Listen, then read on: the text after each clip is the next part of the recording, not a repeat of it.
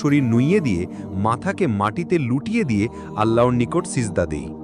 বিশেষ দ্রষ্টব্য, যে ব্যক্তি আল্লাহর জন্য একটি সিজদা করে, আল্লাহ তার জন্য একটি নেকি লেখেন ও তার একটি পাপ দূর করে দেন ও তার মর্যাদার স্তর একটি বৃদ্ধি করে দেন। 3 বা 5 বার 7 বার সুবহান রব্বিয়াল আলা অর্থ আমার মহান রবের পবিত্রতা বর্ণনা করছি। 2 সিজদার মাঝখানে আমরা বলি আল্লাহুম্মা গফিরলি ওয়ার হামনি ওয়া হাদিনি ওয়া আফিনি ওয়ারজুকনি অর্থ হে আল্লাহ, তুমি আমায় মাফ করো, আমাকে রহম করো, আমাকে হেদায়েত দান করো, আমাকে শান্তি দান করো এবং আমাকে রিজিক দাও। এভাবে নামাজ শেষে মধ্য 2 রাকাত 4 রাকাত ভিত্তিতে বৈঠক আর শেষ বৈঠকে তাশাহুদে আল্লাহর প্রশংসা করি। রসুল সাল্লাল্লাহু আলাইহি ওয়াসাল্লামের প্রতি দুরূদ পেশ করে নিজেদের জন্য দোয়া করি। দোয়া মাসুরা পড়ি।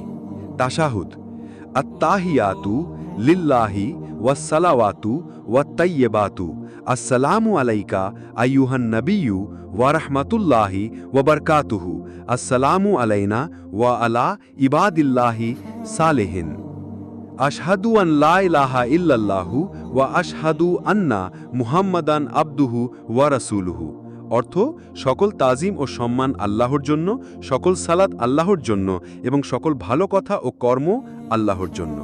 হে নবী, আপনার প্রতি শান্তি, আল্লাহর রহমত ও তার বরকত বর্ষিত হোক আমাদের ওপরে এবং আল্লাহর নেক বান্দাদের ওপরে শান্তি বর্ষিত হোক। আমি সাক্ষ্য দিচ্ছি যে আল্লাহ ছাড়া কোনো সত্য উপাস্য নাই এবং আরও সাক্ষ্য দিচ্ছি মুহাম্মদ আল্লাহর বান্দা এবং তার রাসূল। দুরুদ আল্লাহুম্মা সাল্লি আলা মুহাম্মাদিন ওয়া আলা আলি মুহাম্মাদিন কামা সাল্লাইতা আলা ইব্রাহিমা ওয়া আলি ইব্রাহিমা ইন্নাকা হামিদুম মাজিদ। আল্লাহুম্মা বারিক আলা মুহাম্মাদিন ওয়া আলা আলি মুহাম্মাদিন কামা বারাকতা আলা ইব্রাহিমা ওয়া আলি ইব্রাহিমা ইন্নাকা হামিদুম মাজিদ। অর্থ হে আল্লাহ, আপনি নবী মুহাম্মদ সাল্লাল্লাহু আলাইহি ওয়াসাল্লাম ও ওনার বংশধরদের উপর রহমত বর্ষণ করুন, যেরূপভাবে আপনি ইব্রাহিম আলাইহিস সালাম ও তার বংশধরদের উপর রহমত বর্ষণ করেছিলেন। নিশ্চয়ই আপনি প্রশংসিত, সম্মানিত।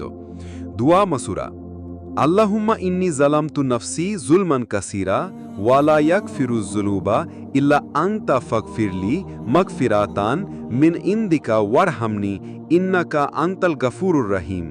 অর্থ হে আল্লাহ, আমি আমার ওপর অত্যাধিক অন্যায় করেছি, গুনাহ করেছি এবং তুমি ব্যতীত পাপ ক্ষমা করার কেউ নাই।